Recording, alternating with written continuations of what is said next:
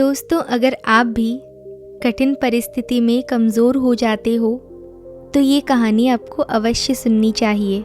आज की कहानी गौतम बुद्ध और एक शिकारी की कहानी है जो आपको किसी भी परिस्थिति में जीना सिखा देगी। इसीलिए आपको ये कहानी ज़रूर सुननी चाहिए। तो चलिए दोस्तों, बिना देरी किए कहानी की शुरुआत करते हैं। एक बार गौतम बुद्ध एक वृक्ष के नीचे बैठकर अपनी साधना में लीन थे। वो कई दिनों से इस साधना को कर रहे थे। एक दिन एक शिकारी उसी रास्ते से जा रहा था जिस जगह गौतम बुद्ध अपनी साधना में लीन थे। शिकारी ने महात्मा बुद्ध के बारे में काफ़ी तारीफ सुनी थी, जैसे उनके स्वभाव के बारे में, उनके ज्ञान के बारे में। लेकिन यह सब सुनकर भी वो उनसे संतुष्ट नहीं था और उसे महात्मा बुद्ध पर विश्वास भी नहीं था। इसीलिए उसने जब महात्मा बुद्ध को साधना करते हुए देखा तो उसके मन में विचार आया कि क्यों ना बुद्ध की परीक्षा ली जाए। इससे उनकी असलियत का पता लग ही जाएगा कि क्या सच में वो बहुत ज्ञानी है।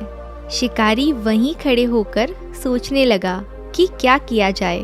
तभी उसकी नज़र एक पत्थर पर पड़ी तो उसके मन में तुरंत एक विचार आया कि क्यों ना इस पत्थर को गौतम बुद्ध पर फेंका जाए, जिससे गौतम बुद्ध का ध्यान टूट जाएगा और उनकी असलियत का पता भी चल जाएगा। फिर शिकारी ने पत्थर उठाकर साधना में लीन बुद्ध को फेंक कर मारा। शिकारी ने वो पत्थर बहुत ही ज़ोर से फेंका था।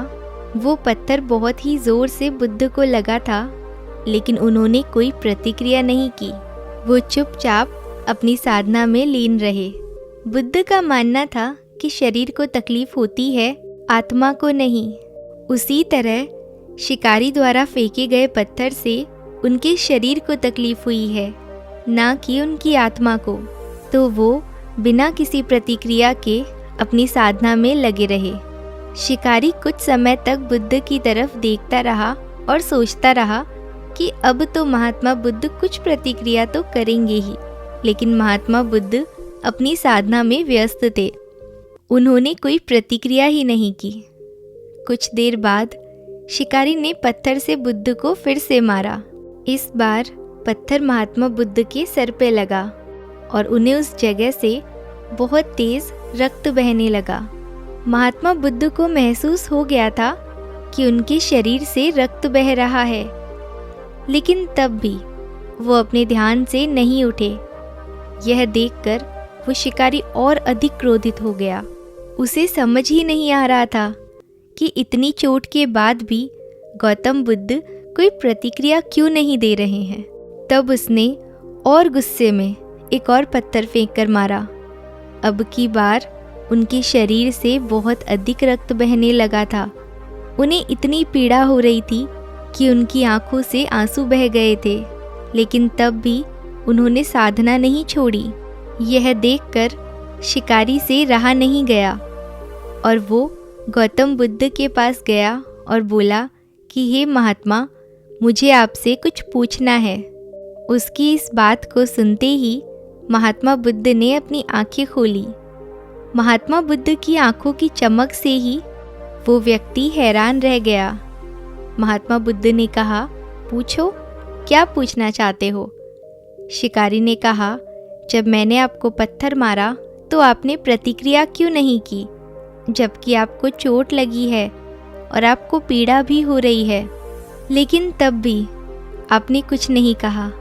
तब महात्मा बुद्ध ने बड़ी ही सरलता के साथ कहा, क्योंकि इससे मेरे शरीर को कष्ट हुआ है, ना कि मेरे मस्तिष्क को। यह सुनकर शिकारी से रहा नहीं गया। उसने फिर महात्मा बुद्ध से पूछा, तो फिर आपकी आंखों से आंसू क्यों बह रहे हैं? तब इस बात पर महात्मा बुद्ध ने कहा, तुम्हारे किए हुए अनुच्छेद कार्य के परिणाम के बारे में विचार करके रो रही है ये आंखें। तुमने इतना बड़ा पाप किया है, तुम्हें कैसी सज़ा मिलेगी? मेरे मस्तिष्क में यही विचार आ रहा था। महात्मा बुद्ध की बातों को सुनकर शिकारी एकदम हैरान हो गया और महात्मा बुद्ध के चरणों में गिर गया। शिकारी ने महात्मा बुद्ध से माफ़ी मांगते हुए कहा, महात्मा, मुझे क्षमा करें। मुझे आप पर विश्वास नहीं था। मुझे लगता था कि आपकी हर चीज़ बेकार है। मुझे लगता था कि आपकी हर बात झूठ है। लोग बेकार ही आपकी तारीफ़ करते हैं। मुझे आपके ज्ञान पर शक था, लेकिन मुझे आज यह यकीन हो गया है कि आपका ज्ञान सत्य है। मुझे क्षमा करें और मुझे अपने पास में शरण दें। गौतम बुद्ध बहुत ही दयालु थे। उन्होंने शिकारी से कुछ नहीं कहा और उसे क्षमा कर दिया। बुद्ध ने उसे अपना आशीर्वाद दे दिया। वो शिकारी महात्मा बुद्ध का आशीर्वाद पाकर एक महान व्यक्ति और साधक के रूप में अपना जीवन व्यतीत करने लगा। तो दोस्तों, इस कहानी से हमने ये सीखा है कि हमें भी अपने शरीर और आत्मा दोनों को मजबूत करना होगा। चाहे कितनी भी पीड़ा हो, हमें उसे बर्दाश्त करना है। आपको अपनी पीड़ा के आगे हारना नहीं है, कमज़ोर नहीं पड़ना है। खुद को मजबूत करो। यदि आपने स्वयं को मजबूत कर लिया तो कोई भी आपको किसी भी परिस्थिति में तोड़ नहीं सकता। यदि आपको लगता है कि इस कहानी से हमें कुछ सीखने को मिला है तो इसे अपने दोस्तों के साथ शेयर ज़रूर करें। और ऐसी ही और भी प्रेरणादायक कहानियाँ सुनने के लिए हमारे चैनल को सब्सक्राइब करना न भूलें। तो दोस्तों, मिलते हैं हम अपनी अगली कहानी में। तब तक के लिए आप अपना ख्याल रखें।